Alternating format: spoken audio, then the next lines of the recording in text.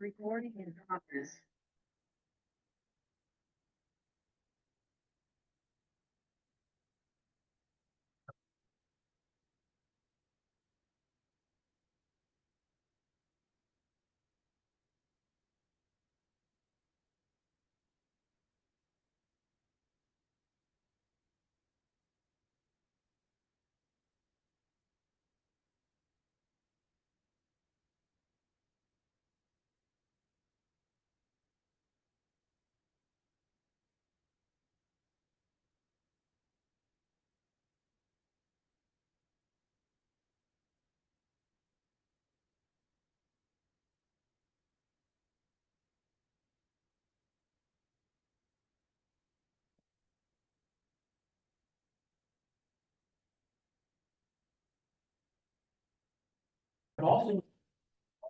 But also make sure that that business is consistent with the rural character of the town and doesn't do damage to the natural resources of the town. Why do I say there's chaos? Well, as Betsy pointed out, over the course of the last year and a half, it wasn't clear whether this ordinance was what governed the expansion proposal, whether the ordinance should be looked at in conjunction with the Wayne zoning ordinance and the subdivision regulation.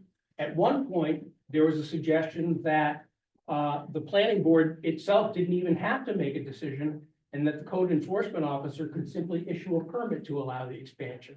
So clearly, there was a lot of confusion around what the standards were, whether the standards were in the ordinance, the campground ordinance, whether they were in the zoning ordinance, or if they all had to be read together.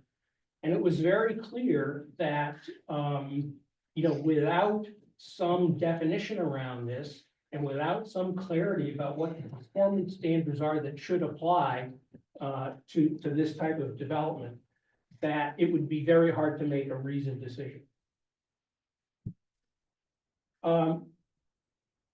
You're going to hear from Patty Scheib, who tell you about, in summary form, the changes that we're recommending in the amended ordinance. But let me just talk to you about a couple of things that I think really illustrate the point about why the existing ordinance is inadequate. It makes no distinction between what you might think of as a traditional wilderness campground and a full-service resort-style facility that has intensive amenities. At one point, there was some question about whether the existing campground ordinance regulated Androscoggin Boys Camp. And we've addressed that in the amended ordinance. So really what we're trying to do here in advancing this amended ordinance for your consideration is to put forth a document that actually will, we believe, help advance the Wayne Comprehensive Plan, which is to appropriately balance the ability to have a development in the town, but at the same time, make sure that it doesn't fundamentally change the character of the town or threaten any of the natural resources of the town. So I'll have Patty talk a little bit about how we do that.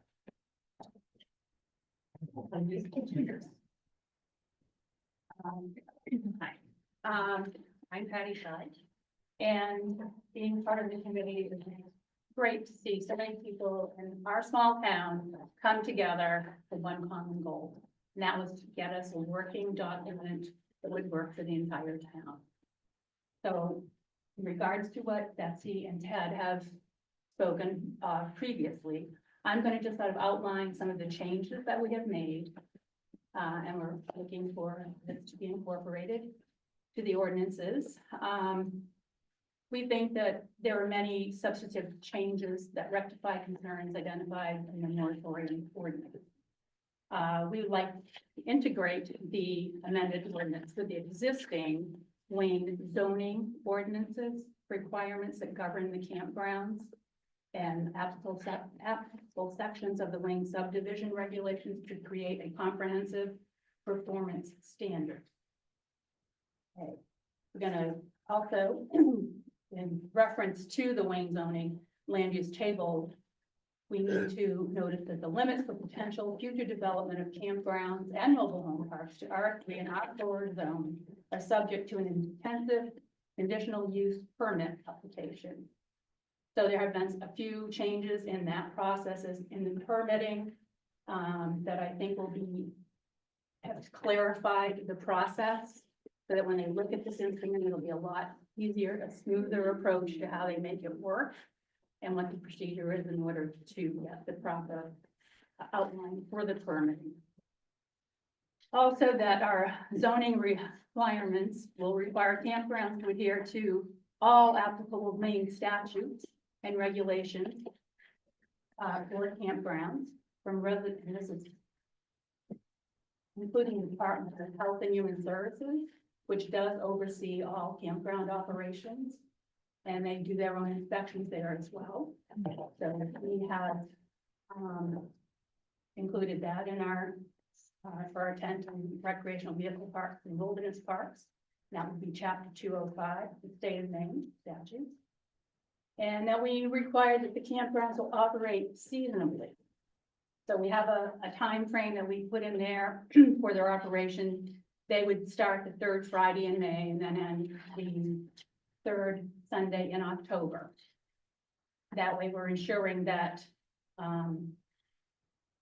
they're not putting as much stress on our residential uses, and it will lessen the impact on the development of large tracts of land. And we would like to ensure that the campgrounds will not adversely affect natural resources by requiring ample and safe groundwater supply, protective sensitive areas from disturbance, the wildlife habitats, the vernal pools, little streams, the archaeological sites, the animal wintering areas, that those are all taken into consideration when making decisions about an expansion. Which would help to manage and lessen the impact on the watershed and water quality of lanes, lakes, and ponds. We are going to be, part of the document, regulating ongoing operation to ensure safe and sanitary conditions with minimizing the impact on adjacent landowners. Therefore, we enhanced the setbacks from the boundary lines. For example, if where they boundary is residential neighbor, that will now be 200 feet, and there will be at least a 6-foot high boundary of trees, natural habitat, or fencing, but something that works with the area to help keep staff on runoff. And it would be natural vegetation in between the campsites as well. So that you're not just going to see clear cutting going on, you're going to see some management of the land in order to protect the streams and ponds and lakes and so forth. We also, excuse me, the buffering also will help with the noise and the lighting limitations, because the lights at night, sometimes if they're cut down all the trees, it bothers the neighboring people. But it's also going to limit this so that it's for event restrictions as well. So they are a campground. We go there for camping activities. It's not, we have special events for the day and we bring their busload of people and then they're gone. Because the more traffic you have coming and going, the more use of the roads and the landscape, which we have to keep that in mind moving on. Okay, this also will reduce the density and intensity of use, which will minimize the potential impact on undeveloped tracts of land by limiting the size of campground temporary living quarters to 400 square feet. That we came up with also by looking at various campgrounds throughout the state. The Maine Campground Guide and park models are 400 square feet. And the density per the acre of developable land, and some flexibility for the campground changes as we go on, because every 2 weeks you hear something new, glamping and, wagon wheel campers, and the stagecoach look. I mean, it's just constantly changing. So you have to be able to keep an eye on what's coming in the community. Okay, the upmost is a concern about our ponds and streams. But we do have protection of that and to help reduce the burden on public boat launches by requiring the boat inspections for campgrounds in the shoreline zone and the regulating of campfire use and to limit phosphorus fertilizer and reduce destruction of trees, vegetation, and forested areas. We do have one statement in there about that there is not to be any use of phosphorus in any of the campground areas. Period. The state does not regulate it. No, they started, I think, in 2008 saying if someone was selling fertilizer that had phosphorus in it, I had to be aware of the fact that it contained the phosphorus, but they didn't say you couldn't sell it. We're saying you can't have it, you can't use it in that campground. Now, again, protection of the area. A creates additional protection for the forested areas, sensitive natural and wildlife habitats, existing topographically and landscape by limiting clearing and grading. Wayne, I think, is famous for having a beautiful landscape with rocks and boulders that were created by glaciers that you don't see everywhere else. And we have some pretty magnificent trees and so forth. And the eagles that were out going across the lake today really appreciate that. So those are things that I think it's important to protect. We are pretty fortunate to have those things here. And that's why people come to Maine. And they come to Maine because they want the vacation. They want the rural look. Everybody goes, oh, Wayne, that's such a cute small town. I love it there. So to maintain that, yet still encourage business growth is something that we've tried to accomplish in the overall picture of this. We don't want to discourage it, but we do want to control it a little bit so that it doesn't get out of control and we lose our small town. So 80 RV campground spaces in any further campground sites that decide they come and they want to put up a campground, we put a limit of 80.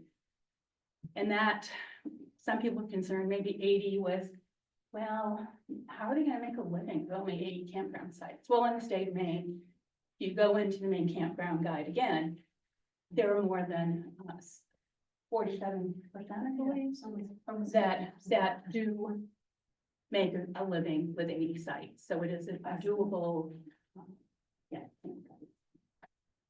Okay, so basically we want to maintain a rural character, lessen the burden on the town's resources, while still allowing that commercial growth. And if you have 80 RV campground spaces, it still could mean 500 customers. So it's, I don't think we've said no to it. We've said no bigger than, that's, well, I guess in conclusion, that we, the committee, believe that Wayne residents recognize and cherish their town as a very special place. A special place not only because of its residents, but due to the abundance of natural resources, particularly its forests, lakes, wetlands, agricultural soils, and the comprehensive plan. If you haven't had a chance to look at it, you can get that on the town website as well, but on page 21, that will sort of recap all of that for you. And what Wayne's land use regulations attempt to ensure that construction and development do not unduly disturb these resources. And this amended ordinance is offered in furtherance of the goal of allowing responsible business growth while continuing to protect Wayne's unique character.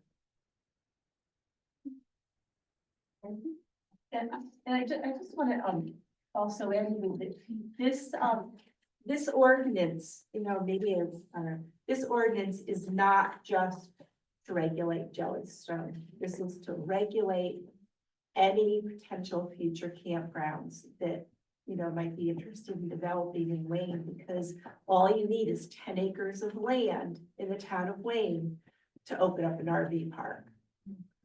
And so that's what we really kept also envisioning what would happen if, you know, there was a chunk of land elsewhere in the town that somebody wanted to develop. What would you like that to look like if you were a neighbor? And hence the buffering came into that whole thing, and if you don't want to just see it on the corner of this intersection, it's wide open space, but it's lined up, you know, so the buffering is very important. And then Right. Right. So if people have questions along the way, we'll do our best to try to answer them and with the planning board's permission. one step back.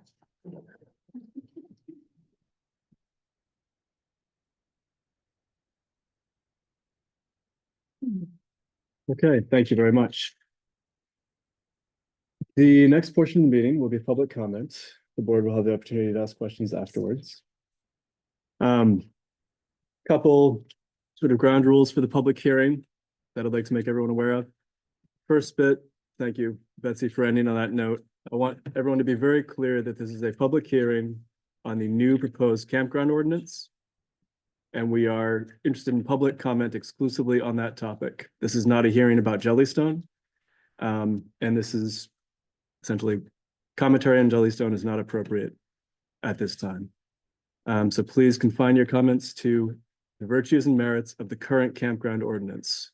To reiterate somewhat what Betsy said, this ordinance does not only apply to Jellystone, it in fact does, many parts of it do not apply to Jellystone's existing uses because Jellystone as an existing use would be grandfathered. So this needs to be considered as an ordinance that would apply to any future businesses coming to town. Businesses of any size, whether that be a multinational corporation or a small mom and pop campground. And so it should be evaluated in that light. Another couple of small ground rules will be familiar if you've been to a public hearing before. Because we have a lot of people, we have as many people online as we do here in person. 36. Thank you. I'm going to begin by limiting individual speakers to 3 minutes. I will have a timer here. If we get through everybody, then you can come speak again. Yeah. Okay, are there any procedural questions on the public hearing before we begin? People online, if you'd like to speak, I'm assuming you will do 1 or 2 here. Yeah. Then 1 online. Raise your hand or do the electronic hand raise and we'll pick you as you raise your hand. Thank you. And when you start out, if you could please give your name and address, just for the record, be helpful. Thank you. Thank you. Okay, any objections to beginning the public hearing? All right. Then we begin. Excellent. Let's go home. So, John, you're just 17 Blondie Road. I know at one point there was a comment made a few meetings back that there was some concern about equality of treatment, specifically around the boat inspection. And then I think you raised a question about phosphorus, the phosphorus concern. And if we were to say that a campground couldn't use phosphorus, then should we say that the individual landowners shouldn't? Or if the campground had to have a boat inspection, shouldn't the individual camp owners have boat inspection as well? And I just wanted to point out that they're apples and oranges, right? I put a boat in my camp, which is only on that lake. I don't go someplace else, bring it in, go back, bring it in, go back. The boats that are gonna come into any campground on the lake are gonna frequent a lot of other lakes. And that's the problem, because if they frequent other lakes, then they'll bring invasive, they could bring invasives into our lakes. And that's why they really need to have an inspector. In fact, I was thinking about it, the yacht club should have an inspector, right? So, but it's a differentiation, and it's not a fairness idea, because they're apples and oranges. And I do think it'd be reasonable to say, don't use, I mean, organic fertilizers have less phosphorus load, less water soluble phosphorus, but they still do. In fact, there shouldn't be any fertilizer on the lake shore. Nobody should have a lawn theoretically, or, you know, because that's the problem. And so when we start to make these regulations, we have to think about those problems that we're trying to solve. And so I just wanted to point that out. I think you pointed that out at one of the meetings where it was unfair. But I don't think that's true. I think it's apples and oranges. Okay, we- One other small note, if you have an official role, such as if you're part of the moratorium committee, please also note that when you speak. I John is a was, part of. I actually had so many personal commitments this year. Challenges. Come on, Beth. Mhm. And so I, you know, I couldn't attend all the meetings. I did the best I could. So I take no ownership. These people did all the work. And, and so, anyway, I'm just saying. That's not true. Okay. Okay, Online. thank you. Online. Douglas Kinsman, please unmute yourself, and folks, stay muted until you're asked to unmute. Douglas? Unmute yourself. There you go. Yeah, name's Douglas Kinsman, and it's 139 Perkins Beach Road. I think I just want to say that the prolonged nature of this process and the interpretation of a rather dated zoning ordinance as it stands today raise many concerns and shows just how badly the ordinance needs reform. These concerns are why I support having the proposed campground ordinance amendments forwarded to the select board for a town vote. I think it's time to move forward in a manner that reflects the will of the community, protects the lake and waterways in their future, and respects the character of the town. But I've also reviewed the calendar, and I noticed that meetings are held exclusively on weekdays, and this seems out of touch with the demographics of the town, which includes a substantial number of seasonal property owners. And I would like to suggest maybe a quarterly or bi-monthly weekend meeting so that those who live out of state can attend and be fairly represented in person. Thank you.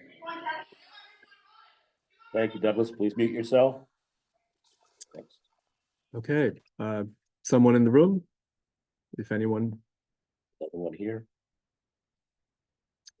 if no comments, then we can take the next online. Sally Osberg, Okay. please, unmute yourself. Sally, you gotta unmute yourself.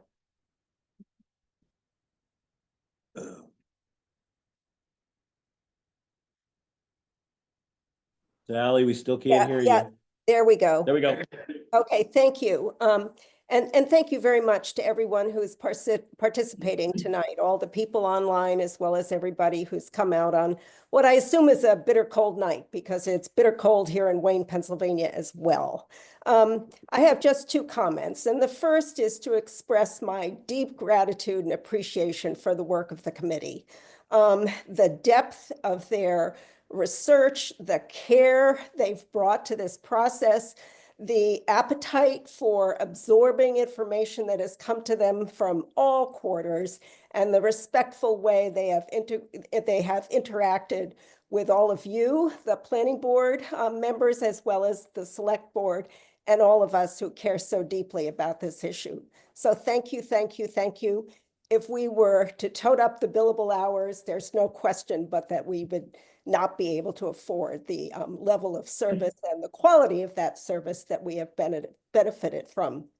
My second comment, though, is really an observation, and that is that there's nothing in the ordinance that, that addresses the particular state of vulnerability of Androscoggin Lake. And that, I think, even though this is a campground and RV park ordinance, I think it's a mistake to leave that out of the equation, because the fact that this lake is at the end of a watershed and a chain of lakes, and that it has no effective drainage, is really a huge, huge challenge. So I just want to put that out there and say that I think, if anything, the ordinance is quite conservative, and the state of vulnerability, the fragility of Androscoggin Lake is something that keeps me up at night. Again, Sally Osberg, 209 Lincoln Point, and a real fan of the work of this committee and of the demonstration of community values that are on display tonight. So thank you. Thank you. We have another person who's hand up, or, yeah. Ken, yes. Jim, you're next. 143 Lord Road, Wayne, Maine, and I'm here representing the Wayne Conservation Commission for the short statement. The Campground Ordinance Committee has worked long, hard, and diligently on redrafting campground and mobile home park ordinance. They've produced a proposal for a vastly improved ordinance. The Wayne Conservation Commission supports the draft amendment and supports it moving forward with a positive review for a vote of the town meeting. Thank you. And thank you to the Conservation Commission as well for reviewing and giving feedback. Jim Brazilier, help me out, Jim. Yep, Jim Brazil, and I thank you and for the opportunity to speak. My address is summer address in Wayne is 59 Davis Point Road. Would like to ditto Sally in thanking the Moratorium Advisory Committee. I think it's really a very comprehensive job they've done. I admire it and will not reiterate all the positive things they've said, but thank them for that. I do think there are two small areas that I need some attention. One is it calls for a May 1st renewal date each year, but it also says if they're going to substantially change or change the campground, they need to have that application in by May 1st. It seems like that application would need to come in earlier than May 1st in order to give the board a chance to review it before the May 1st deadline each year. Because the camps are scheduled to open, I think, I forget the date exactly, but sometime later May or early June. So I really think that date of the application for changes needs to be moved forward. And also then on section 2E2, where the campground advises their people who are launching boats at their facility, I think there needs to be a requirement for them to inform their campers that there are no personal watercraft or jet skis allowed on the lake. We did see some the last summer, and I think that's an appropriate thing for them to notify their campers about, as well as the fact that they're supposed to maintain headway speed only within 200 feet of the shore. So those are minor things in the grand scope of this ordinance, but I do thank you and thank you for the opportunity to speak about it. Thank you, Jim. If you mute yourself, thank you. Yeah, John. Do we have any? Yes. I'm Margaret Lane and I live on 116 House Road. I do not own property on Lake Androscoggin. But it was the lake that I moved to in 1971 when I came to Wayne, Maine at age 22. And I fell in love with it and I still love it. Everything everyone said about this group is, I triple it. Amazing. I dearly hope that the town will be able to vote on this ordinance. It's so important. It's so important. And I know there are hundreds of other people in Wayne who, if they were here right now, would say this. This is very much a minority, I think, of all the people who care about protecting forest, animals, and water. Thank you. Thank you. Thank you. John Tucci, you'd unmute yourself. John, are you there? Yes, I'm here. John There you Tucci, summer owner, 68 West Acres Road. My permanent home is in Michigan, which is actually a land of 11,000 lakes and a lot of formerly more rural communities with lakes on them that unfortunately did not act in time with respect to comprehensive plans and development plans around their lakes. So a lake like Androscoggin in Michigan, and more commonly we have more lakes the size of Pocasset in Michigan, would fully have over 500 developed houses on them routinely. And one of the challenges that has been identified in this part of the country, fortunately, Maine has better more thoughtful land use practices around their lakes already, which is great. But one of the problems that's been identified in this part of the country is what they call keyholing. And keyholing is taking a relatively small lakefront frontage property that then has a large land property area behind it and heavily developing that so that, like a campground type situation, so that you can then keyhole hundreds of boats onto the waterway. And that is a problem that has been studied in this part of the country and has been shown to dramatically spread invasive species on the lakes of Michigan and Minnesota and other Midwest lakes. So I strongly support the thoughtfulness of updating an ordinance that dates back to 1971 to reflect the current realities of development and the current realities of the threats that our natural resources are under, and keep Maine would be what I would strongly advocate for the town of Wayne. Thank you. Thank you, John. You mute yourself. Thank you. Anyone else here who has a comment they'd like to make? Yes, sir. Dennis Waterman. There's one thing that I have noticed that aggravates me about the boats that are coming and going on Androscoggin Lake is that the more of them there are, the more tendency there is for people to stop on different islands. And those islands are supposed to be private property. And somebody mentioned about eagles around the lake. Well, the more we have that kind of situation, the more that's going to be, the more population there is going onto these islands. And it seemed, I don't know if anything like that was addressed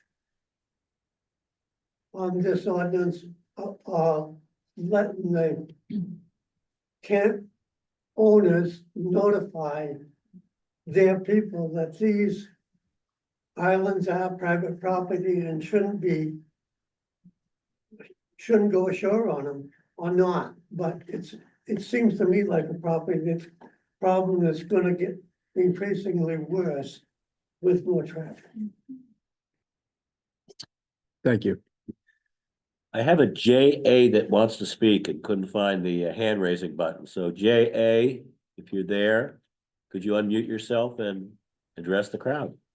Hi, I think that's me. It's Janet and Vic Bernhards. We're at 46 West Acres Road in Wayne. And I'm probably going to echo Sally and a few other people. We did take the time to look at the committee's report, read it carefully, looked at the proposed ordinance and the changes.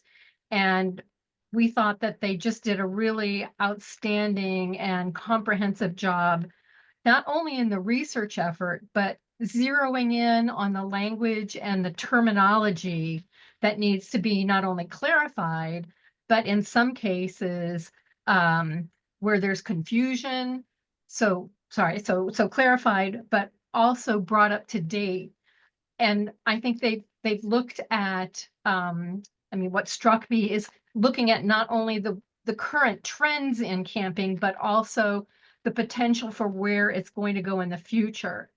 And they've done that while looking at Wayne's comprehensive plan and trying to, I think, stay true to the plan.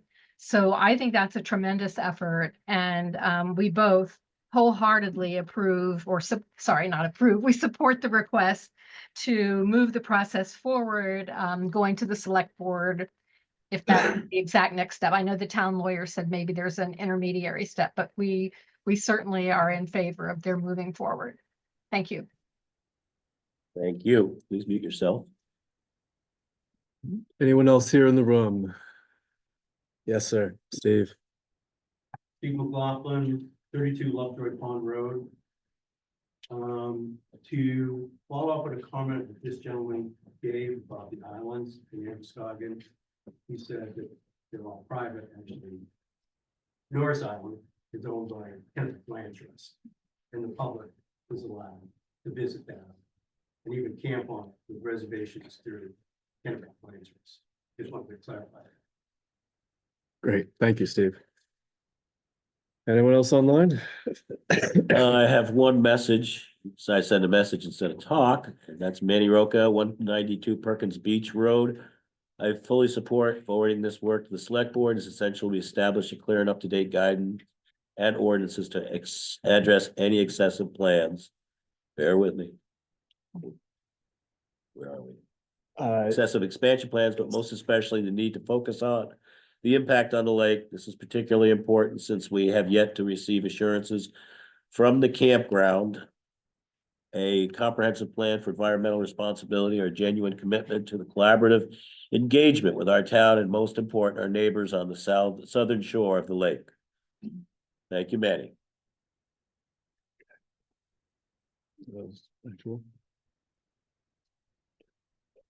Susan Reed, if you'd like to unmute yourself, you're welcome to talk.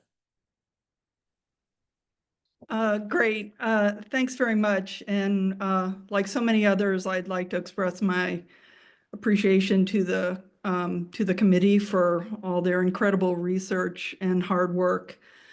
I am a little bit unclear about the procedure where we are in this particular moment. So at some point, I'd be appreciative if someone would clarify that. For example, is this the last opportunity for the public to make comments, or will there be an opportunity once it also goes to the select board?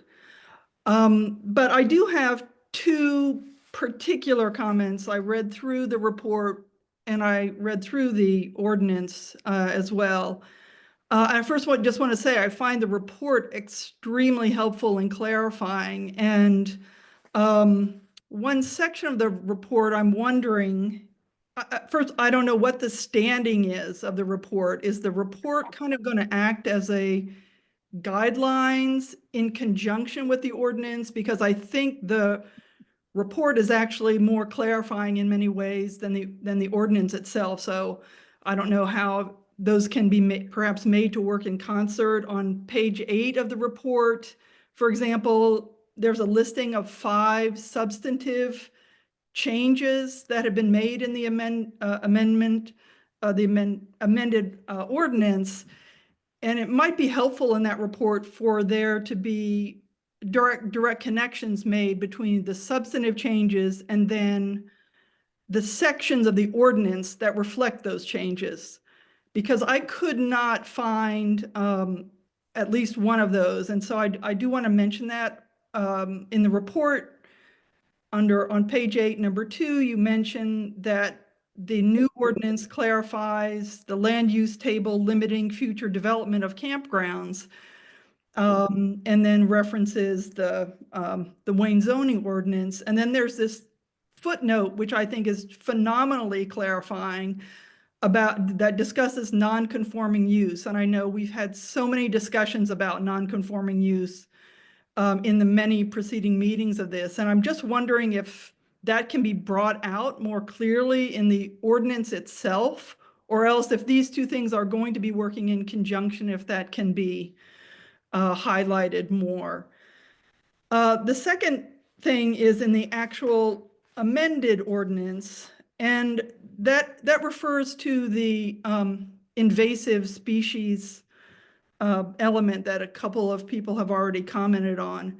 And I personally feel like that this is on page 10, number 8, that that should be strengthened if possible, because it says campgrounds with boat launches. So I don't know if boat launch is a technical term, but maybe it should mean campgrounds that have any access to water. It says shall provide educational materials to boat owners.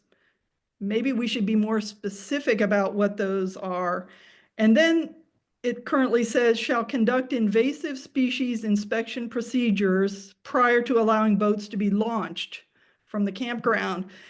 And as you all know, there's training that's involved in, and I think this should perhaps say invasive plant species, or I don't know if we're looking at animal and plant species with these boats, but I think that maybe we need to specify the type of training or level or standards about boat inspection that would be required, because if it just says this in a Susan, different way. Susan, your the time, campground can- Susan, Yeah, your time's up. If you'd like to Okay. continue at the end when somebody else has a chance, we welcome you Okay. back.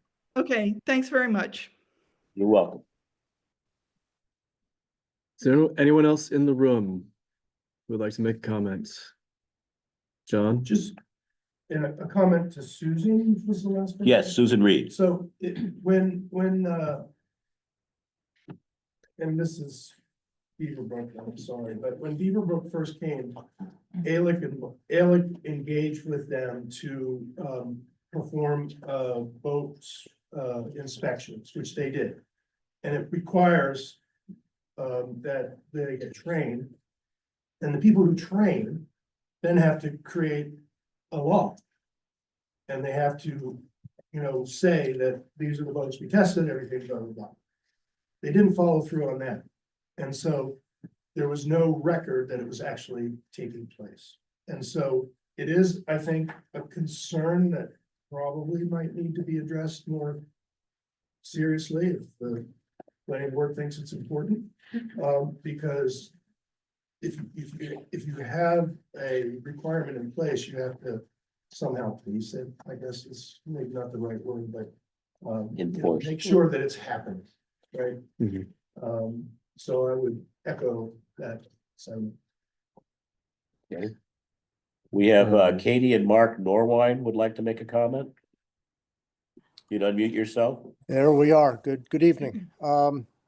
Sounds like this ordinance is going in the right direction and it's long overdue, but I do have a question since we are, and I'll ask it rhetorically. I don't expect an answer, but insofar as we are all collectively concerned about the health of the lake,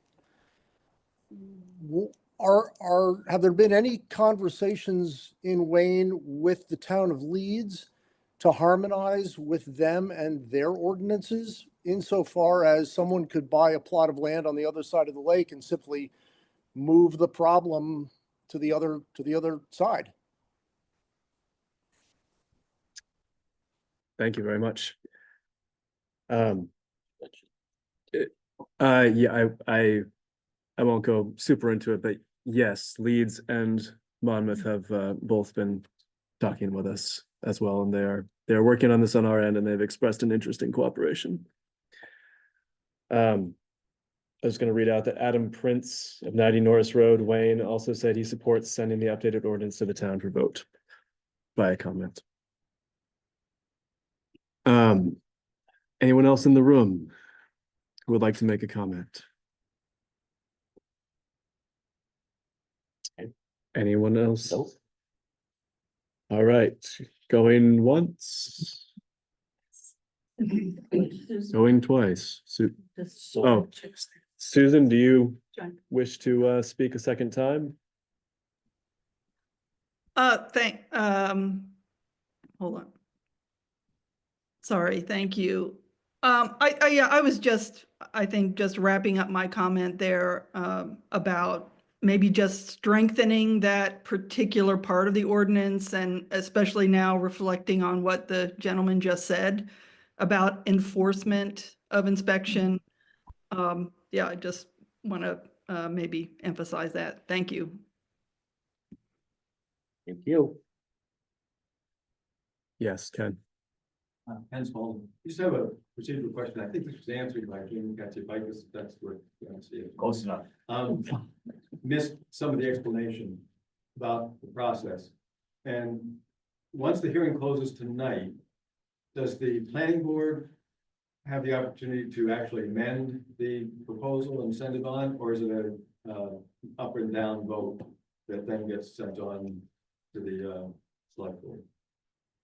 Or do you go back, ask the committee, take something back to the committee and ask them to do that? Correct me if I'm wrong, Jim, but we make a recommendation, it can move on whether we recommend it or not. It moves on with a recommendation or not. We can request further changes. We've had significant opportunity to request some changes already. I believe we could, in theory, if we felt something specific needed to happen before we could recommend it, we could recommend it contingent upon that, or we can make that request. I don't know that we have the power to unilaterally modify it, though. I don't believe we do. It's, you recommend it, you might recommend it with certain changes. You might say no. That's the recommendation process. Yes, no, or yes with changes. This is going to then go to the select board. The select board also is going to hold a public hearing, so there will be an opportunity for further public comment. And it could be that the select board says, well, we like it, we're about to send it to the voters, but gee, we ought to put this in the zoning ordinance instead of on its own where it is now. And, you know, maybe this should be integrated, and that's what should go to the voters. In that case, when they hold their public hearing, they might want to hold it jointly with the planning board, and everybody get comment and make sure it's, you know, everyone's in favor. There are a lot of ways to go about it. There will at least be another opportunity to comment before the select board on whatever is proposed. But what the planning board is looking at is the proposal tonight. So it's yes, no, or yes with specific changes. Thank you, Jim. Anyone else in person or online? Yes, Steve. Steve McLaughlin again. Curious, based on what this gentleman said about boat inspections. So under section E, the service facilities and maintenance. Number 8, it says campgrounds and 12 launches shall provide educational materials and shall conduct invasive species inspection procedures prior to allowing boats to be launched at the campground.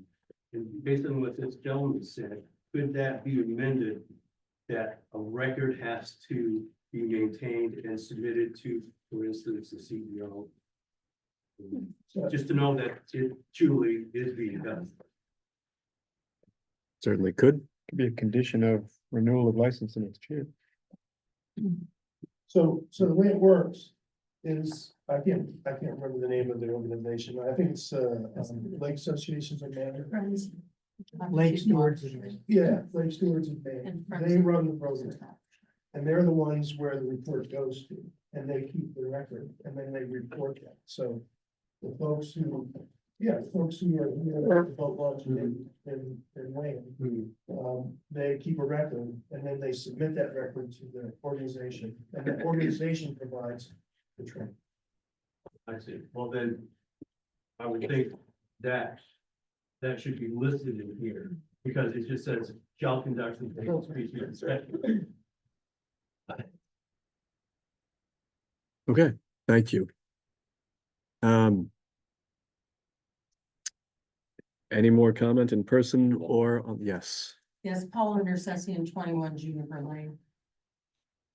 On that same issue of invasive species, I think that what that issue is getting at is invasive aquatic species. But aquatic is missing from that specification. And I wonder if it would be helpful to be specific that what we're talking about there is invasive aquatic species. Okay, That'd be plant or animal, just so we all Both. understand. Could be Both, okay. Zebra mussels. yes. So proud of yourself for that line. You came with zebra mussels, that was good. Okay. Anyone else? Going once. Going twice. Okay. Then, I don't need a motion to close the public hearing, do I? You don't, Okay. and you can still retain the right to ask questions of the public. Yes, Because the public no longer has a right to participate on its own unless asked. excellent. So I will then close the public hearing unless any board members have objections. And now is board discussion, comment. We can ask questions of the public, the moratorium committee, discuss among ourselves. One note that Chip passed on that I wanted to provide the board is that we've had some discussions around how, as Jim mentioned, perhaps this should live in the land use ordinance. And Chip said he did talk to general code, and if we or the select board did go in that direction, they felt that that was something that they could do to incorporate this ordinance into the land use ordinance. So got legs. At no extra charge. Deal. Yes. So in terms of a mechanism that exists, so I just wanted to throw that out there for the board. Comments, thoughts, questions? I have one. We heard a lot of, this is a question, I guess, for the committee. A lot of 17 comments, I believe. And especially towards the end, there were some specific thoughts and recommendations on adding aquatic, right? Pointing out stewards of, lake stewards of Maine, right? Some of them sounded like simple additions with some added consideration. Does it belong? Checking with different folks who have thoughts on should it be that specific, should it not be? Did anything catch your ears in particular that you thought, you know what, we agree that sounds like a good addition? Because some of them did seem like not clarification sounds good. I don't know if we can, there was one question that talked about somehow attaching the report. So you can't codify a report, but I don't know if it would be a reference document that somehow gets factored in. So that seemed intuitively smart, but I'm not quite sure if that's something that, as I said, you can codify it. But I wanted to ask you before even going down a list of things that I thought were there, did anything catch you? And you said, yeah, that sounds like a great suggestion, sure, and an easy one. Addressed to the committee? To the committee. Okay, then so you're looking at the boat inspections only at the campground area or boat inspections of the there were- entire town? Campground area is all we have. Campground Yeah, that's all we're talking, I mean, all we have, yeah. Brought in a document from the town of Naples and how they handle their aquatic boat inspections. That's certainly something the town would consider at some other time. The question is, do you want to wait and deal with that all at once or deal that in part here? And it's entirely up to you.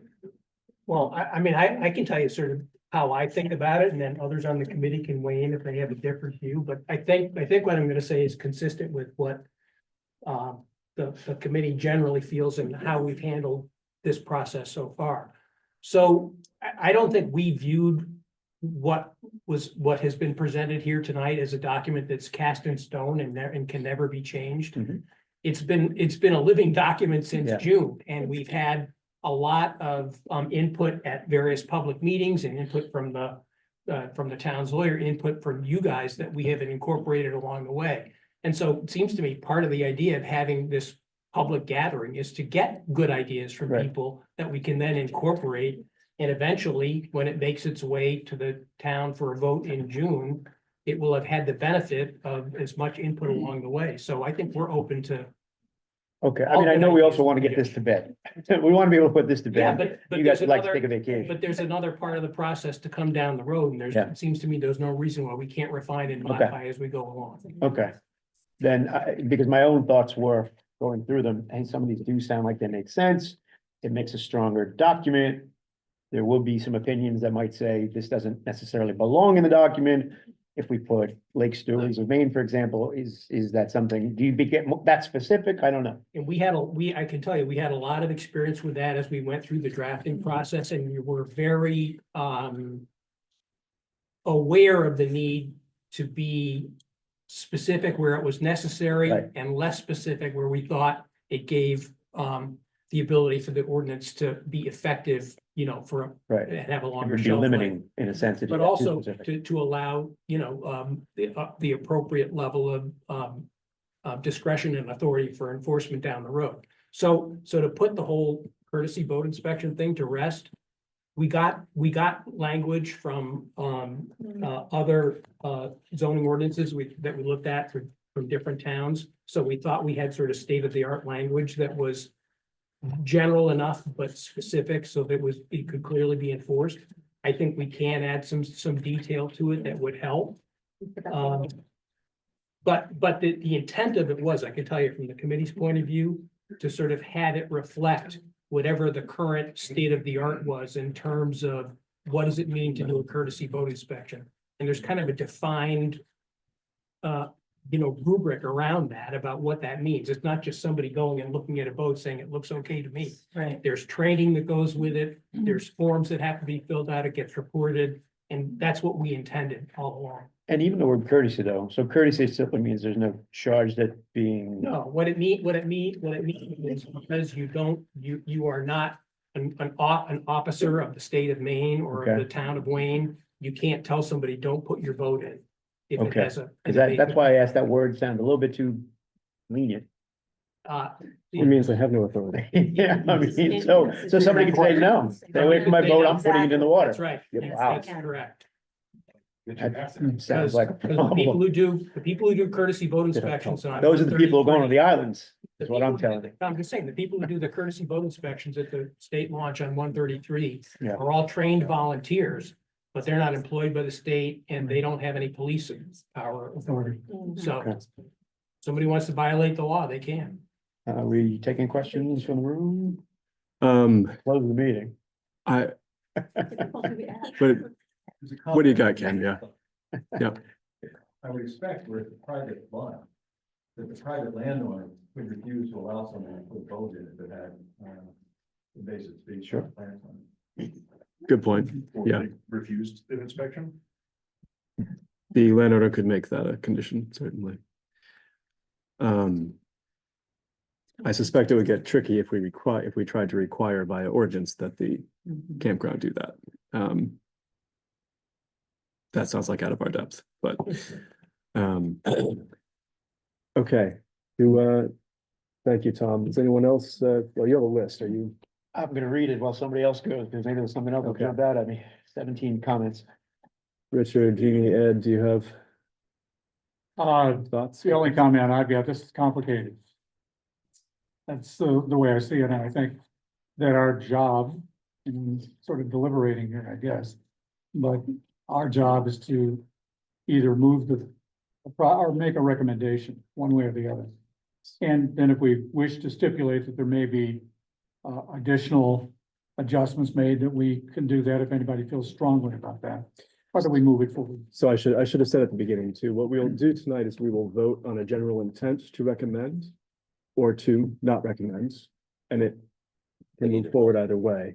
If we vote to recommend, then we will ask probably Jim to write up a specific recommendation. He wants page and book or something, is that what I understood, Jim? What I'd like to know is what it is in the comprehensive plan that supports I was looking. particular regulations and how you feel this balances the various different goals. Of the comprehensive plan, both for commercial development and for Economic protection. development, for protection Economic of the, development, exactly. Character That's of what I the thought. community, protection of the environment, all the various things that you will see in that comprehensive plan. Gotcha. So then we will vote on Jim's draft as a separate, we'll do that. in It'll be a subsequent separate- meeting, But I'm looking for guidance. Oh, really? we will give you lots of guidance. I'm not making this up for you. You have to tell me. where Well, let me. What we could draft one as well. Yeah, we could draft one and then. Without citing chapter and verse, I think that the committee has very well summarized the competing interests that have to be taken into account, both the need for commercial development, but the preservation of the rural character and the small town nature, and the protection of the resources of the town. And as a parenthetical note, there's been reference to the report and what role it plays. My understanding is that it is in effect legislative history. I defer to Jim for interpretation of this, but it can be relied upon for interpretation of the law, even the ordinance, even though it's not part of the ordinance. So it's a very useful The report can be. report. Correct. Gotcha. And I think that report really addresses this question and talks about the balance. And in my opinion, it does strike an appropriate balance between the need for commercial development and the need for preservation of all the things we mentioned. I think it's an appropriate balance, and I think in that respect, it is consistent with the comprehensive plan. All right, thank you. Well said. You don't have to comment, but okay. I'm definitely in support of adding, something about the log, of the boat inspections, maybe to like the renewal permit process, just to know about that. But I personally don't feel like that would like hold me back from thinking that this should move forward. I do think it's very much in keeping with the comprehensive plan, particularly I'm looking at the part where it says municipal officials, staff, and individuals will support programs and policies that will continue to have a positive impact on the future of Wayne's water quality and therefore its economic base. And I feel like this is like, you know, the ideal balance between economic development and protecting the water quality and therefore the economic base of the town. I just want to comment too, if I can. The moratorium that was initiated in April of last year specified specific areas and how it impacted or felt that this proposal that was before us that was one, and then we got into the ordinance, but it specified certain areas that were in need, where it was going to affect public. And I just wanted to make sure that we can address where in the proposed changes that it specifically addressed those urgent needs, and I believe it was produced as that, as urgent needs to protect public safety, welfare, of course, the environment. But water was a big issue that I saw repeated at least 4 times. Will this ordinance, or has these changes process that, and has it made it better, or would it, in a new campground as well as one that we're looking at? Right. Possibly. And am I correct, Jim, that that is part of what we want to address in our findings, is how it addresses the cause for the moratorium in That's addition right, to right. the That's what we comprehensive wanted to plan? do. Yeah. Right. That would be Okay. a good part of it as well. Yep. Did you have more to say? Well, just, I'm sure there are a few more points on the 17 comments that were taken down, so. But before you. He's get to reading, that- you can, yeah. Before you get to that, it was just a question, well, 2 things. A couple of matters of internal consistency, so I understand what's going on when I'm comparing this. Under the existing mobile home park, RV park, campground ordinance, an application for a new or expanded campground goes through subdivision regulations H through K, except for J with regard to roads, because roads are addressed internally in that. That doesn't say that anymore under number 4 on section 1A4. It just says under regulations H through K. And I just point out that there is a provision that talks a little later about roads. But the standard for a subdivision road is the 50-foot right of way, 18-foot travel path, shoulders, 18-inch subbase, as opposed to the 16-foot right of way with 3-foot shoulders that the current mobile home park ordinance goes. The idea being, these are either seasonally, they're temporary, they're trailers, they're not homes where people have permanent dwellings. And so the type of road is different. But I saw something later where it went a little away from that, and want to keep track. There's, with regard to roads under this, it had a different set of numbers. I just want to make sure I understood where you were going with it.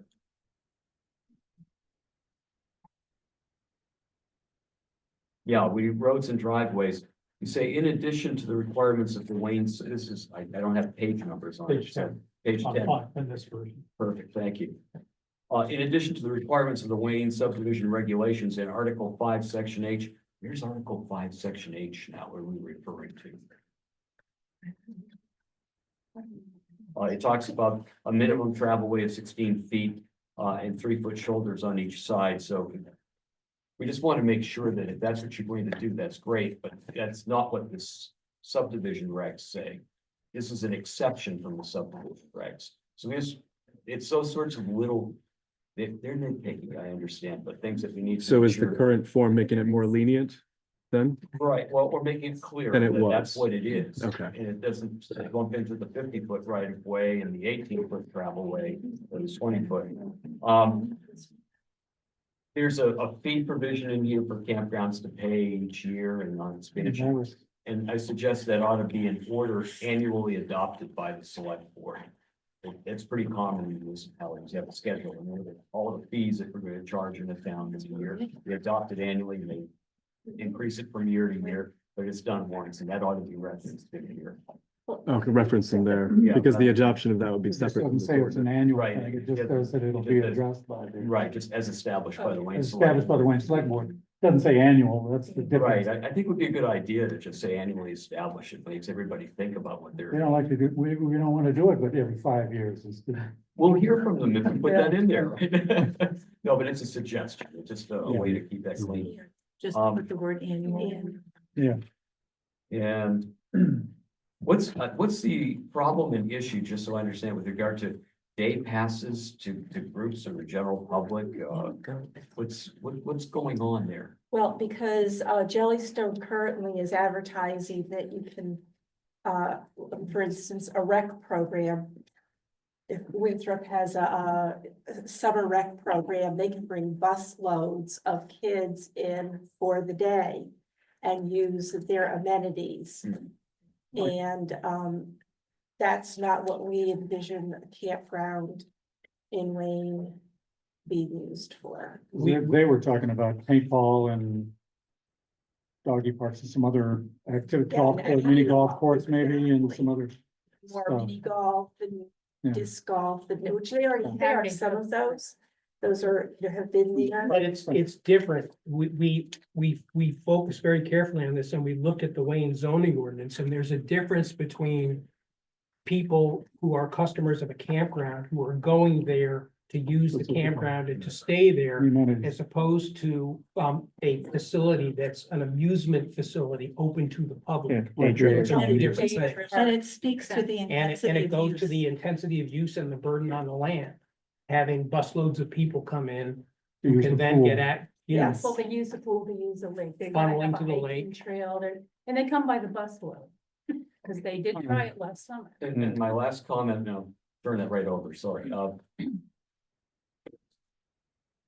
One of the big issues in front of the planning board that the application highlighted, even when it was broken up into, you know, rebuilding amenities and then doing the expansion of sites separately. Even in the discussion on the amenities was what's permitted here. Generally, non-conforming uses under this ordinance can't expand.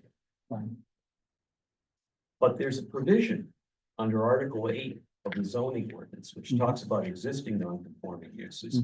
And it says generally they can't be expanded except in section C below, which allows certain structures to be expanded. And, you know, so has one of the issues that created argument, is it still there and not addressed? I'm just asking because if the goal here was to try to eliminate confusion and fuss over what happened over the year and a half, part of that was with regard to what can they do with the existing use under this expansion provision that hasn't been addressed. There is also an argument that that was never unclear in the first place. I argued that before, but other people didn't believe it. So, you know, I'm just putting it out there that that was one of the issues, and this proposal does affect the campground ordinance and mobile home park ordinance, but it doesn't deal with that issue in the zoning ordinance to the extent that some people felt it was unclear. That's what I feel that you as as a lawyer, you can better explain that to us, because to me, I read this, I understand you've talked about the non-conforming use, but I go back to that land use table, which we've referenced, I think more clearly in the campground ordinance, that no new or expanded use. So You know, I mean, we keep circling around that whole issue and. I do want to make sure we don't necessarily go into a deep discussion of that because that is not germane to what we're doing here. Closed up, if there is still a loophole in the campground ordinance, Well, we need to make sure that it. what I it's would, Closed up. right, my answer to that, and Jim can disagree or whatever, is that the campground ordinance cannot necessarily do away with the rest of the ordinances that we possess. We have pre-existing ordinance. So the campground ordinance cannot simply do away with with other ordinances the town has. We have existing non-conforming use ordinances. We have ordinances that govern those, and they will continue to govern them in tandem with the campground ordinance. The campground ordinance can't really set its own, or I don't think it should set its own regulations for non-conforming uses. And so my argument would be that the moratorium committee has done what they set out to do, or they at least attempted to do what they set out to do, which is to fix the problems that they identified in the existing campground ordinance. That doesn't mean there aren't still cases of nuance in the ordinance regarding non-conforming uses. Even then. That's not something that we can just. That is still, let's say, because I've gone through this myself. You can have a non-conforming with current regulations, right? It's a pre-existing. You can put an application in to expand something, to do something that will be less non-conforming. Right, but it's still at the discretion of planning board and code enforcement officer approval. So there still is that safeguard there that says somebody can apply to say it, but there's more to consider than just, well. And I think our issue here got into some of the specifics without going down, is would these improvements that they're making make it less non-conforming really? Because it was even hard to quantify some of these things. So it definitely was going to continue to be a fuzzy area. They can say it's a whole new water treatment facility going in, but if the volume's increasing and is it making it better or is it? So I don't know, we're ever going to get a perfect answer on this. But the check and balance of a planning board approval at the discretion of, with all the information you have, still exists to help us moderate this. I think the point that I'm trying to really stress is that I think that particular point falls outside the purview of the campground ordinance. That particular point, the expansion of a non-conforming use falls outside the purview of the campground ordinance. And so my understanding is that there's not a logical or legally rigorous way to address that via the campground ordinance. You would essentially be attempting to supersede the rest of the town's ordinances. Right. But I think Jim was bringing up mainly just to highlight awareness that we have the campground ordinance has addressed many of the root causes, but not of the sort of confusion, but that still remains. Am I correct? Challenge for us to try to close this loophole? Well, Yeah. that's, Well, and what complicates things is that the charge from the select board was to work on the mobile home park, campground and RV park ordinance, not also the zoning ordinance. Right. But you know, the moratorium is on all land use ordinances. And if there are issues with other ordinances, that would be the appropriate mechanism to address those as well. But The moratorium applies to all it was applications? to, I thought it was only to campground and RV park, nope, the mobile home ordinance. it was to campgrounds, mobile home parks, and most particularly to campgrounds, no new campground applications Right, Right. or approvals, right. land use approvals.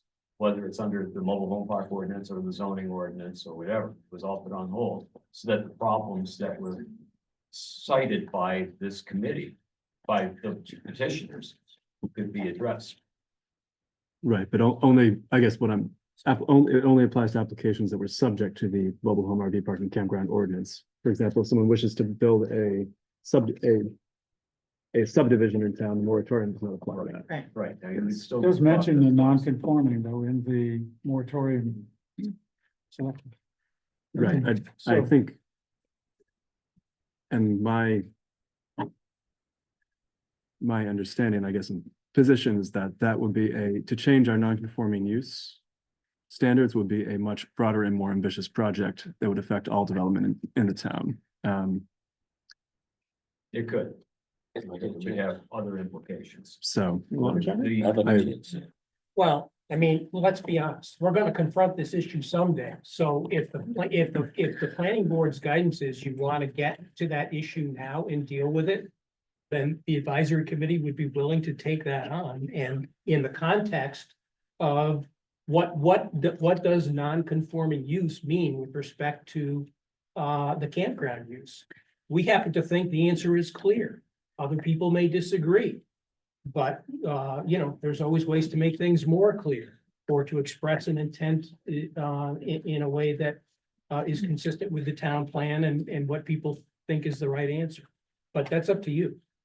We did what we thought we were told to do. You did with the select board answer. And I will be, one moment, I will also be clear that I think you did what you were asked to do, and that's not someplace that I personally want to or I'm comfortable going. Fair enough, just mentioning it as. But I appreciate that. Chip, you have.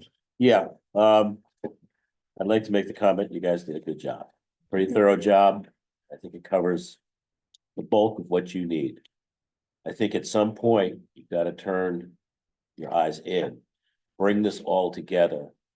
So it can move on to the select board. And that's gonna take a little time because there will be lawyer work. The select board's probably gonna have more than one meeting. But you gotta get this done before March if you wanna get this done.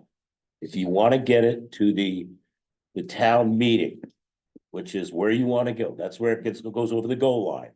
You gotta start looking at what you've done, gelling it, and moving on. There's a lot of things you could do to change. I'd be scared as hell if you wanted to get involved in non-conforming, because there's a whole volumes, legal and everything else, on non-conforming and who it has to deal with. You're gonna get into all kinds of other things. This is the time to focus. This is the time to get it over the goal line. And my message to you is, you gotta do this, have it almost there by March in order to get it to the town meeting. That's it. So what else do we as the committee working on this need to do? Shepherd. I understand what you need to do tonight, I think. So what my understanding of the procedure is we will vote yay or nay. If we put any sort of we may put conditions on it, say we recommend it if, then you can still forward it however you like. But if you want it to actually be compatible with the recommendation we send, then if there's anything we suggest, then you would either adopt it or say why you're not going to adopt it. That becomes a discussion that you have with the select I've got board. the 7 recommended changes, including Jim's putting annual in to list, and we can quickly do those. And I think that might factor into great, we like those, we don't, and decide if you want to add them in, but if you want to do that. Select board may make that ultimate decision anyway. We have the authority.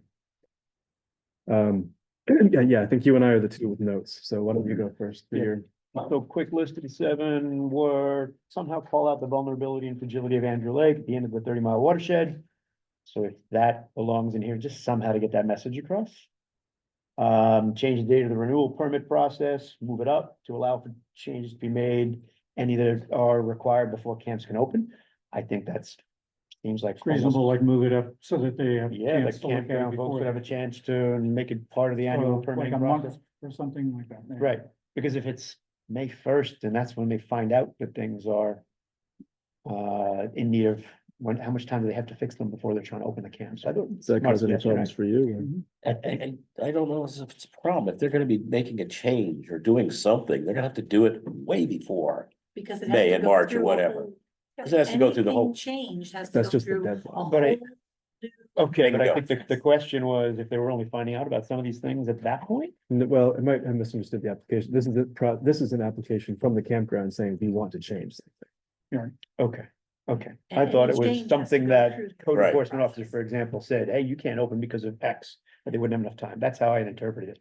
So anyway, the note that I have was to move it up, so I'm just repeating those. The next one was, perhaps list of things campground operators must inform their campers of. That came up a few different people talked about the different things on the list, no personal watercraft, islands are private, fragility of lake, boundaries, boat inspections, etc. The other one, Headway speed. well, I'll give you the, Yeah. I'll give you the list. It somehow include the clarifying report as a reference document, as factoring it in somehow. Perhaps include the requirement for inspection record keeping and sending that to Lake Stewards of Maine, maybe to just try to make it more of a formality. Add aquatic to invasive species with respect to inspections and Jim suggesting put annual in. So those are the 7 that I captured in my notes. Okay. I like the last one. I don't like, feels like we're trying to regulate how they're gonna run their business. And that's really kind of tough, This like one, all this here. I think, I well, go then with that. I might make another objection there, and that in terms of asking them to tell people about things, you're then adding another unenforceable provision, Like telling them, and it starts to, like, there are many things they could tell, so both, like, we're telling them a lot, and also, who's gonna enforce it? How do you have any idea Told them what they? They're out there all over the lake, Well, in the water. you know, can and require there's a danger, signage. don't go You in can the water. require Or, signage. for specific things, There's no Standardized. dumbass vaccine. right, but but in terms of telling people, like, don't go on islands, don't trespass. Yeah. signage isn't a bad idea. They could post that if they're gonna launch a boat. That's their behavior off You the know, property, that's that's what- a hard thing to regulate. Sorry. Is it? Say that again. I'm sorry. Behavior's hard to regulate. You think it's hard to regulate? Behavior off the property is hard to regulate, like, No, I'm talking about the boat launch area. so I think I was talking over you to Tom, I may have misunderstood what you said. Somebody mentioned signage rather than saying it's a requirement. Mhm. Well, we say you gotta put the sign up, that is a requirement. So, Maybe to take those in order, the end of Yeah. the 30-mile lake chain or whatever, that's something that maybe goes in the report. I'm not telling you how to write your report, but that would be an added. Yeah. And it is in the report. That Okay, I'm sorry, emphasis, yeah. must have glossed over. next one. As far as the renewal permit process, it sounds like that works out. Yeah. Is there any organization, I know an inland lake can have a harbor master. It doesn't mean that they do, many don't. Is there anybody who enforces speed limits, no wake, all that sort of thing? No. Is there any organization that prints preferred practices for watercraft on the lake? The state regulates that, yes. The state regulates, does the state have a list? Well, it enforces the voting, the licensure and that sort of thing. The warden service is part of IFNW. Warden service, yeah. Yeah. If I take a boat out of the state launch, would I get a copy of regulations or Yeah. the rules of the You road? have signage There's there. not- They have Okay. signs, Including no PWs, no personal watercraft, including. invasive species sign, yeah. In the town hall, I think they have pamphlets Mhm. for water. Conscientious campers. Mhm. Like, I don't know, boating rules, and regulations. Is there a marina in town? There's the yacht club. Yacht The club. yacht club has a harbor master. Does the yacht club provide that information to people who take a boat out on the It's the water? same thing, there are signs where you put your boat in. Signs. Okay, Just I'm signs. sorry, I guess I've never been down, so Yeah. I have to ask the stupid. You should questions. visit, it's very nice. I will. I've been to the Wayne Yacht Club actually a long time ago, so. You go to the dance. You should play the dance, actually. Yeah. We'll talk about that later. Yeah. Okay. So. I just, it's hard to make businesses give information out. Yeah, But it seems like the information is there, for people to get at town hall or otherwise. And it's hard to build into an ordinance regulating private business. that's fine. And inspection record keeping, certainly, I mean, if you can build into here that someone will have an inspection for invasives, then it makes sense to log that it's been done. And I think the suggestion was that it be submitted to the code enforcement officer, not an alternative way to do it would be to say. They'll keep a log which can be viewed by the code inspection officer on demand. Well, the standard is, the Lake Stewards of Maine provide the training. And then if you are offering inspections under their auspices, then the records go to them. And I think what my proposal, I think, sort of along Richard's line, was that we could say that as part of your annual permit renewal, you will have a copy of that log that you send to them, because that makes it gives you some enforcement, whereas if they don't do it, that organization has no record, there's no. The CEO would just inspect whether the log is being maintained and the copies sent. Yeah. Chip doesn't want to have to enforce. No, it would simply be some some attempt to be like, take this serious, we want to see that you're at least making some attempt. Well, it was also an attempt to reduce the burden on the town, because when inspections weren't being done, the current property owner indicated that they didn't have the manpower to do it, so they were sending everyone to the state boat launch, which increased traffic there. One of the reasons for the moratorium ordinance, as we pointed out in the report. In any case, I feel like I don't see a lot of issues with asking for a log.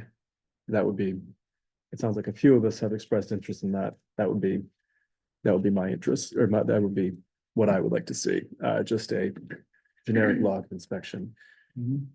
Yes, sir. The town boat launch does not have somebody doing inspections every day of the year. No. To what degree are you gonna enforce the log? If the code enforcement officer is presented with a log that is partially complete, but there are absent days, is that a penalizable offense? It's a state boat launch regulated by the state. No, he's talking about if we ask for a log from Jellystone. Yeah. But they give you 3 days out of 75. We're gonna have a hard time getting a renewal next year, won't they? Suggest The yacht club clarification doesn't on the keep a log. requirement. Is it every day you launch boats? You Yeah. have to provide inspection? I wouldn't say Or launch. You can't launch boats those days? What the CEO would be expected to do is to take the log as evidence of conforming with the language in the ordinance. So whatever what the language in the ordinance is. The CEO would tell you, we had this, they already had this requirement, and it's not every time they launch a boat. It's when they come on the property with their boat, okay? They have an inspection at the head of the property, not at the last minute when they're in the water, okay? So that log would cover if they're in there multiple days and their boat doesn't wander outside. If it wanders outside, then they have to have another thing. So that log would be the log of the boat coming in. While it's there, it's covered by that. If it goes out, then they're gonna be inspected again, and that's what I'd want to see in a log. Good point raised though, and that is if these inspections are done by volunteers who may or may not be available on any given day, is it? That's what I'm. No, in the park, this is on there. The park would do that. Yeah, the park has trained people to do it. The site. To raise a further complication, my understanding is they're doing digital registration at night, and so you can still pull in at night. Who's gonna be there to do the inspection? So I'll wrap this up in that it doesn't sound like anybody necessarily wants to hinge our vote on it, but at least in my opinion, sure, there are many ways that it may not, and it is not asking for a log is not expected to ensure exactly the desired behavior. It would be unreasonable to expect that it would be a significant incentive to produce that. It is simply asking for some evidence that the campground has taken some efforts to do boat inspections. It is simply a little better than what there is now, which is absolutely no check or enforcement mechanism.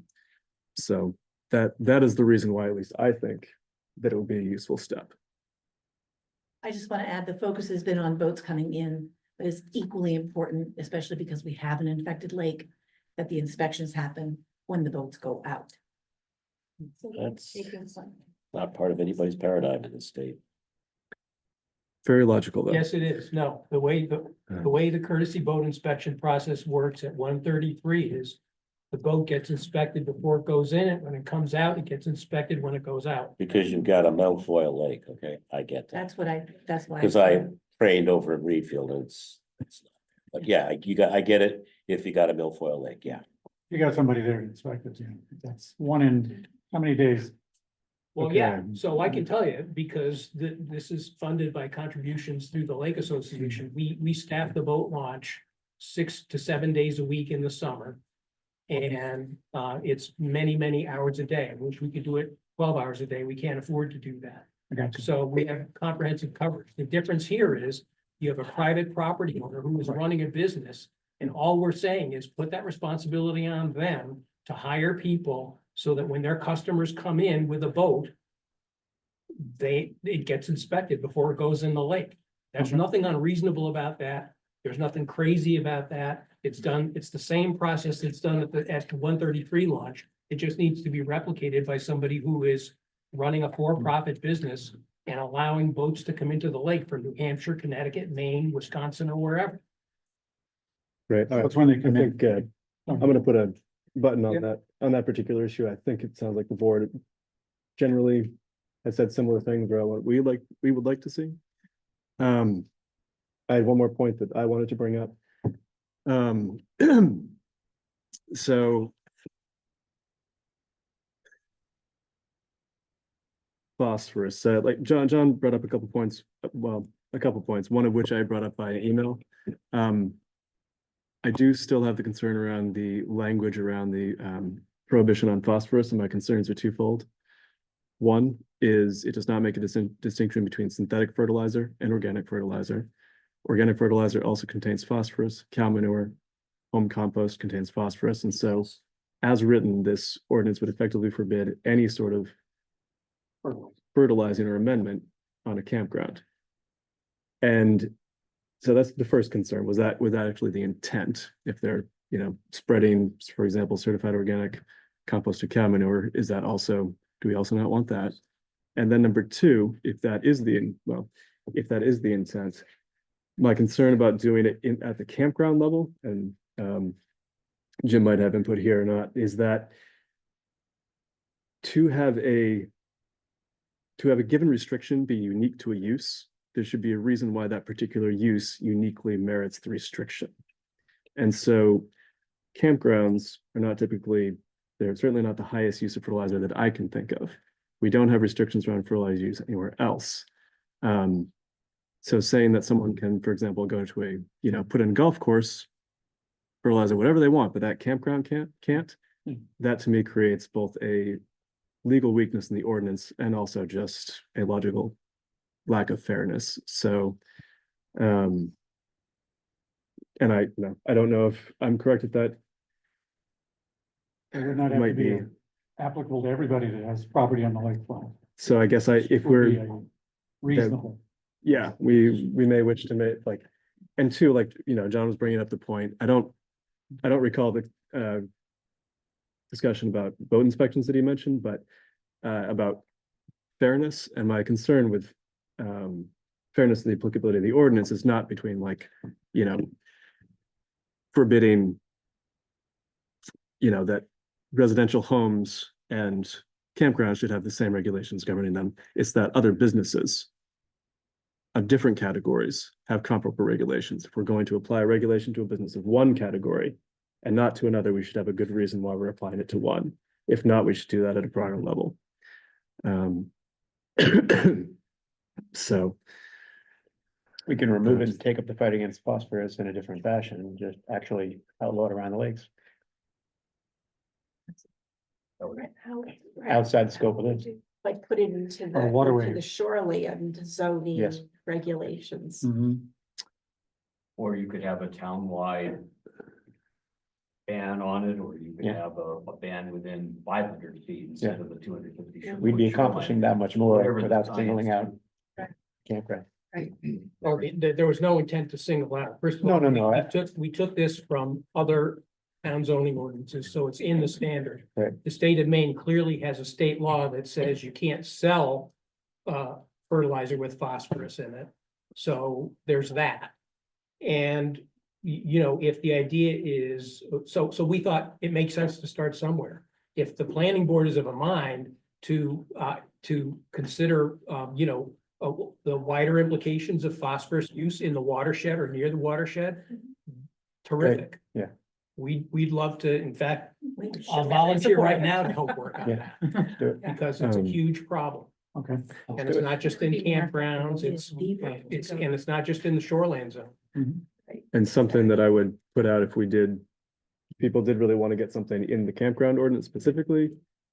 To me, you'd want to be clear whether ultimately you were looking for a ban that included organic fertilizers as well. For example, do you want to forbid, would the town be looking to forbid home compost and cow manure as well, or would the town be looking for a ban on synthetic fertilizers? In which case, if you're trying to start here in a piecemeal fashion, then it would be important to be in keeping with what the eventual goal would be, which my suspicion is that would be a ban on synthetic fertilizers rather than Well, there was fertilizers language, containing phosphorus.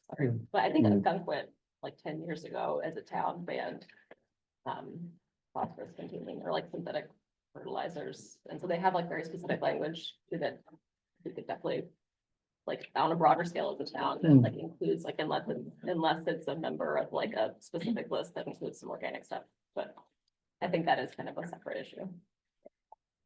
So.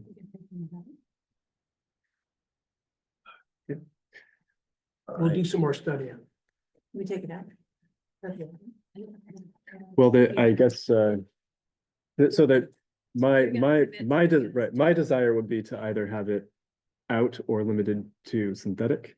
And I don't know what the rest of the board's feeling is, whether It's the a rest of the legal board. matter, it could be cleaner to take it out and then it could be brought back by a group, anyone to the select board and on its own as a proposal. Yeah, So that's legally it cleaner. shouldn't I think be that's legally cleaner because Mhm. there's a. only addressing the campgrounds. Is your opinion though, then that the boat piece is also on? The boat piece may be a little more defensible because if you're going to use a comparable boat launch, it's a state boat launch, but you do have to have an inspection. And I don't know if there are any other boat launches in town. Or other uses that involve boat Or- launches, Yeah, like. I There's guess I no thought other it's marina or ambiguous. anything of that Yeah. sort. Chip, is that correct? No, What's that? no marina or other boat launch in town? Yeah. There's a Yeah. marina, there's a Yeah. state boat launch on 133. Right, There's no private. nothing private though. Oh, And people Not have on their Andrew, launches, but on the Pocasset. neighborhood I launches. understand We're that. talking about commercial uses with their own boat launches. Oh. Yeah.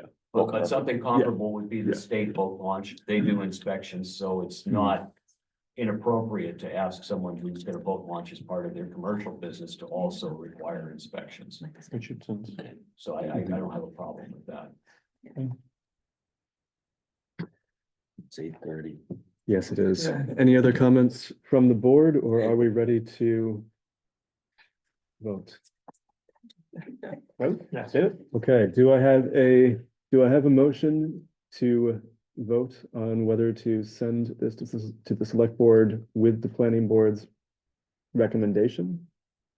Or to decline to offer the planning board's recommendation, or to send it with a recommendation conditional upon any changes that are important to people? It's a favorable recommendation to the select board with changes perhaps, and then you could specify if that's what you What want. are the changes that we're talking about, though, the one about the It sounds like we would like to hear. It sounded like we would like to hear the phosphorus line come out, and it sounded like I don't know if we wish to make the inspection log. If we wish to put that in there, it sounded like people were generally in favor I of think that. we've got a consensus on that. Aquatic annual inspection. I feel like those report. were, but perhaps we don't need to make. Just housekeeping little things, yeah. Yeah, not to make it like. So, Yep. Um, They've probably already made the changes. I think they're over there editing right now. We're gonna hit aquatic, yeah. so do we have a motion? Motion to recommend to the select board that they review the amended ordinance with a few minor conditions with these updates we just talked about. Favorably recommend. Favorably. Favorably recommend with the inspection You like favorably? recommendation and the phosphorus. I think I Okay. second that motion. All those who think they vote yay? Yeah. Okay, none opposed. Okay, So, I will prepare a draft. We take this up at the next meeting, Chip. The next meeting will be February. Thursday. Thursday. Thursday. Okay. Better not be the 14th, that's all I gotta say. Oh, you know. To adjourn? Oh, I'm taking notes for a little while. I'm taking notes here. Well, the important thing. 2-0, yeah, that's it. That'll be Thursday, February 20th. 2-0, yes, 20. Thursday, February. Okay. And so I will get you a draft. I'll be gone.